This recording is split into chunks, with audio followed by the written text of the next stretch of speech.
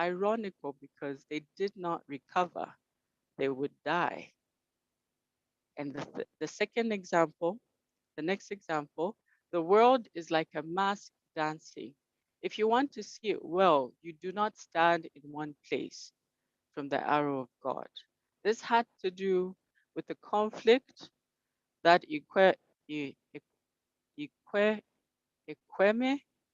sorry, Eque, Eque, sorry, um, and Nwaka had with the white man. They had a conflict with the white man, and um, they were talking about sending one of them, one of their brothers, to go and be with the white men so that they can learn from the white settlers, from the white men, how to live with the white men in their community. And the next example is sleep enveloped him like the swathing mirages that were wrestling with the brilliance of the lagoon from the Lord of the Flies. Again, like sleep, liken it to mirages. Another example from Kongi's Harvest. What? This is by Dan Lola. These trimmings may serve a wayside lunatic, but my friend, we must meet the leader as a conquering hero, not welcome him like some corner in-law. So Dan Lola is talking about how he should dress as the king going to meet Kongi. He can't just wear any garments, but he had to wear shiny, flamboyant. So, comparing what he would wear or what he's wearing to what he should wear.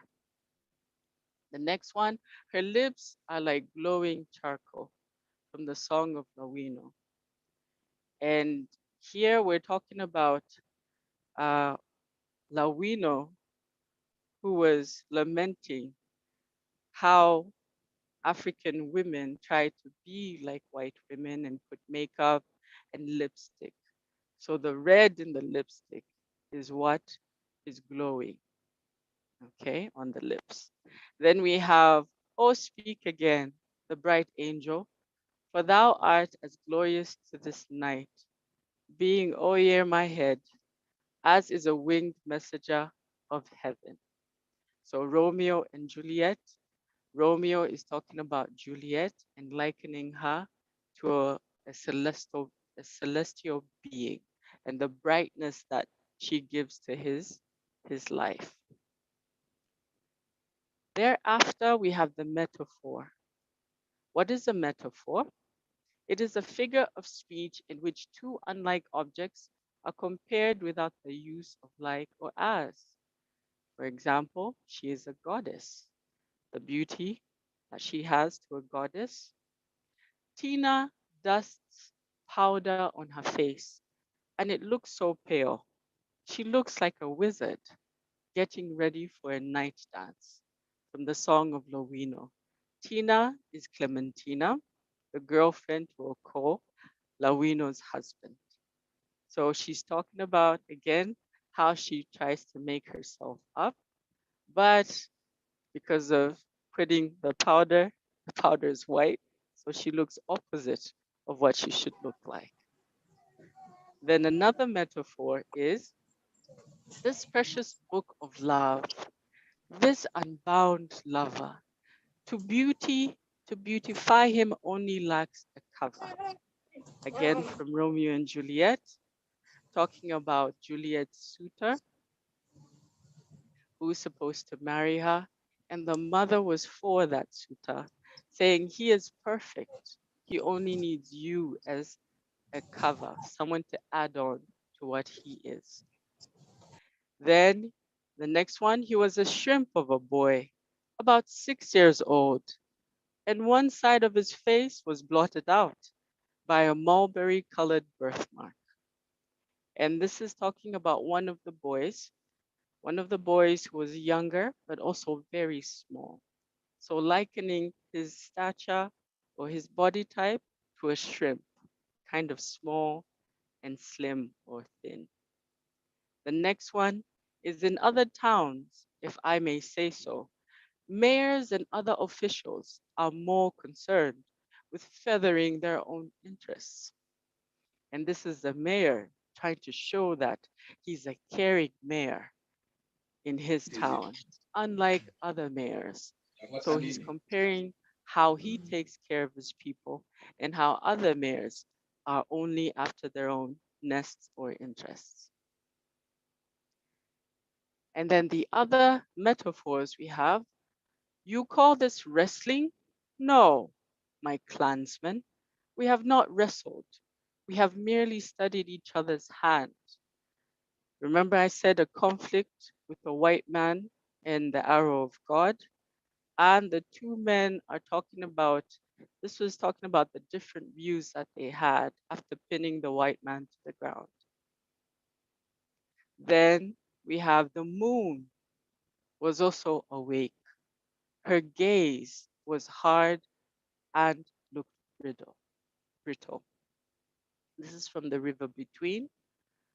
And here we're likening the moon being awake and her gaze.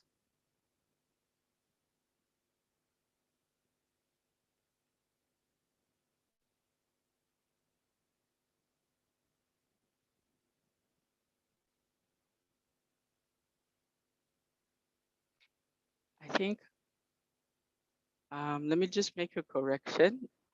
On the last metaphor that I gave, I think this is more of a personification because under personification, this technique, we give inanimate objects human qualities and attributes. So the moon does not gaze, it doesn't act like a human being. Other examples of personification, the earth has swallowed all my hopes, but she's the hopeful lady of my earth. And here, Lord Capulet was talking about Juliet, his only surviving child, because all his other children died.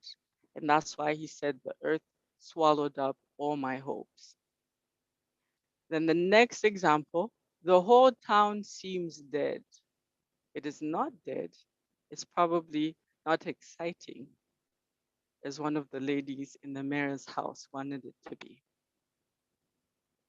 Then another example of personification, the great rock loitered, poised on one toe, decided not to return, moved through the air, fell, struck, turned over, leapt drowning through the air and smashed a deep hole in the canopy of the forest.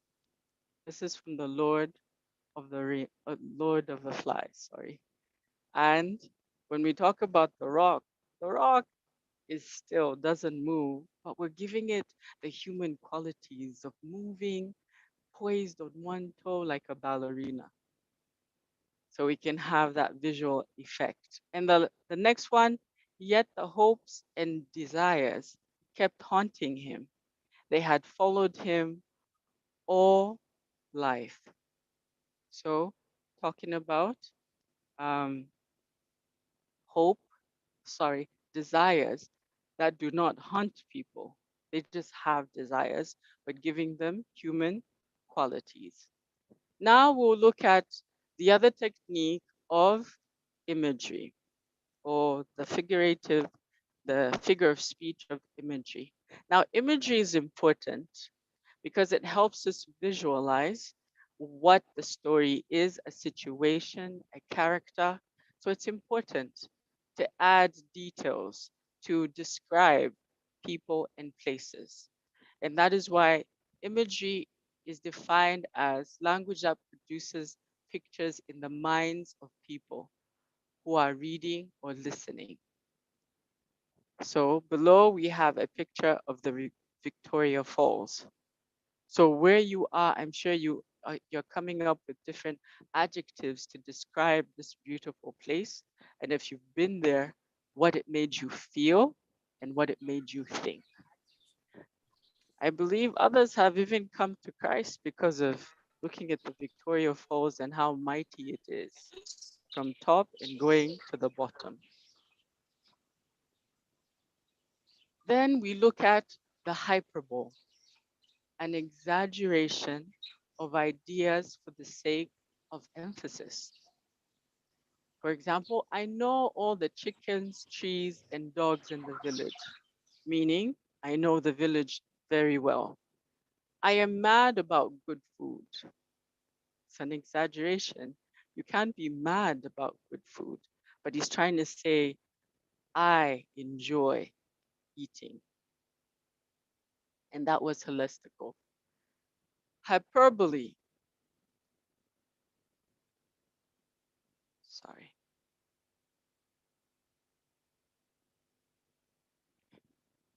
Hyperbole, another example we have is Clementine's body resembles the ugly coat of the hyena.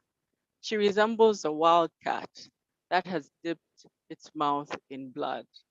Again, remember, this is the girlfriend to Lawino's husband, so she's not going to be kind since she is one of the reasons why Oko doesn't hug or hold her hand anymore.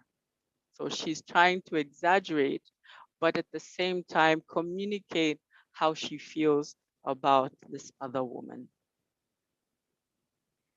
In conclusion, there are so many literary terms at our disposal. These are just a few of what I've gone through.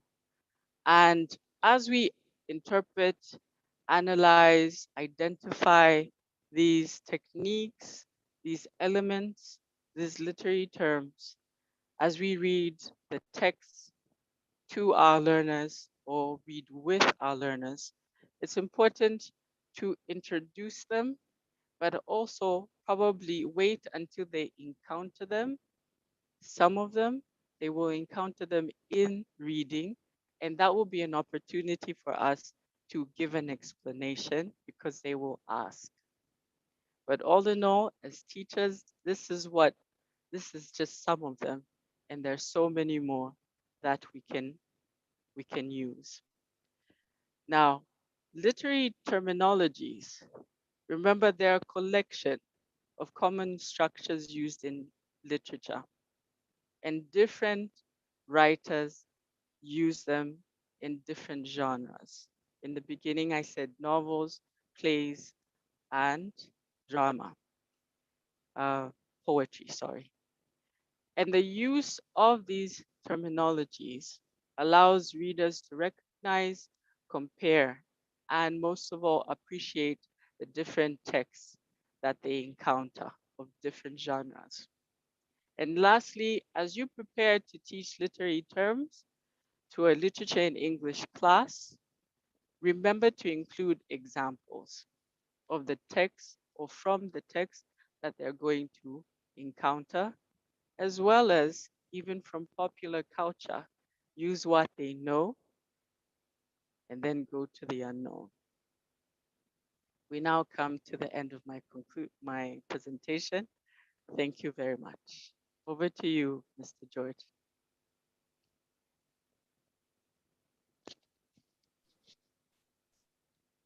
Thank you, Madam Monica, for the wonderful presentation.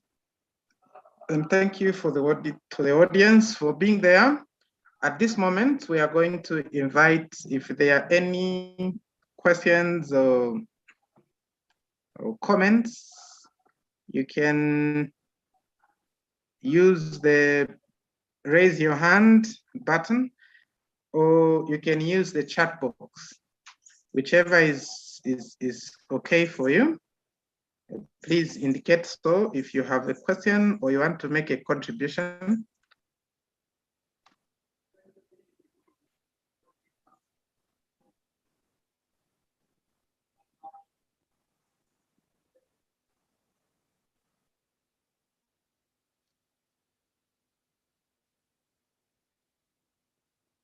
Any questions or contributions?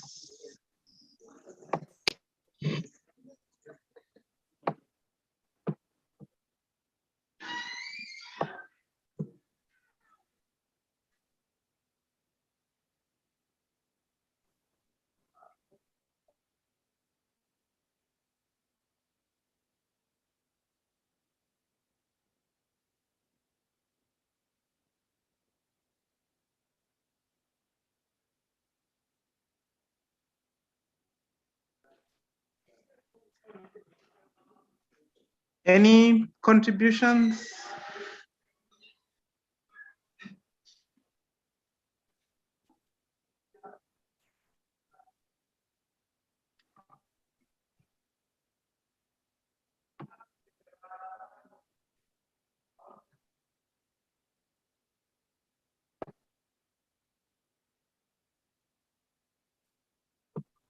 I cannot see a hand, neither can I see any message.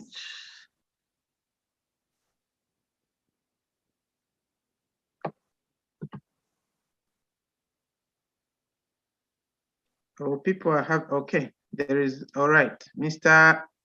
Peter Chilawa, I've seen your hand. You can unmute yourself, sir, and go ahead with your question or contribution. Good evening, fellow teachers of languages. From actually the evidence that we have that people are not unable to raise their hands, it means that the presentation was very excellent. I must commend Madam Imaseko for that. Maybe mine might not be a comment per se. I would love to ask if at all there is a platform where we can get the material that has been presented on this day. Thank you.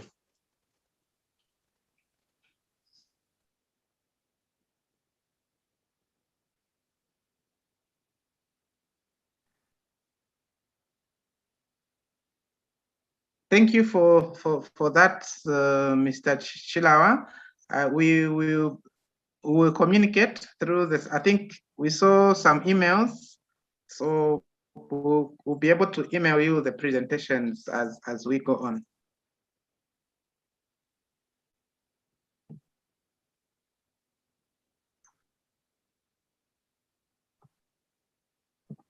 Okay.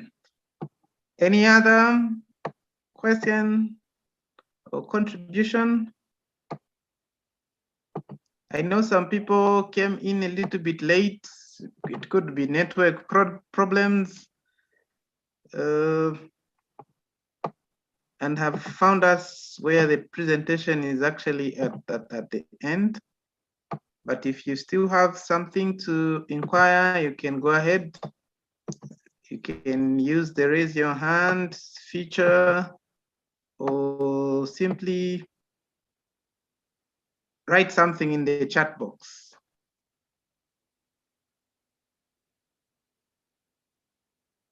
Are we able to see the chat box?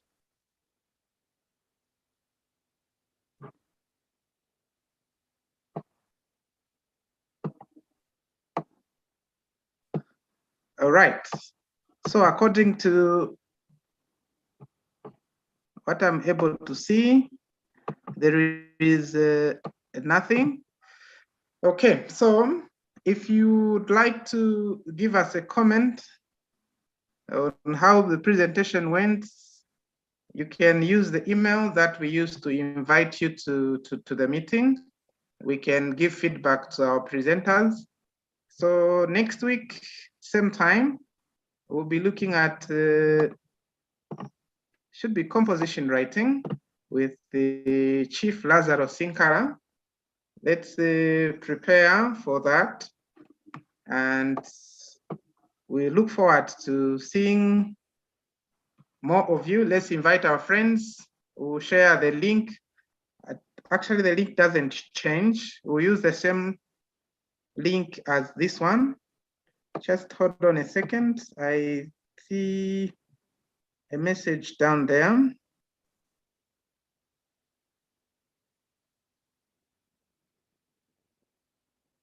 There's something in the chat box.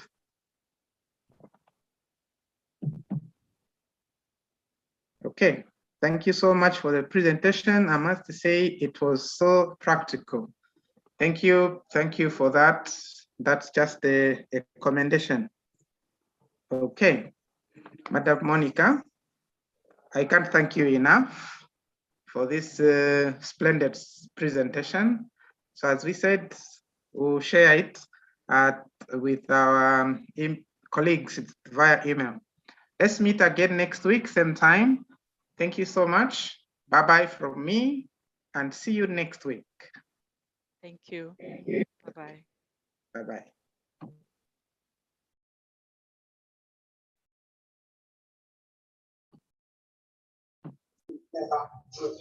Thank you.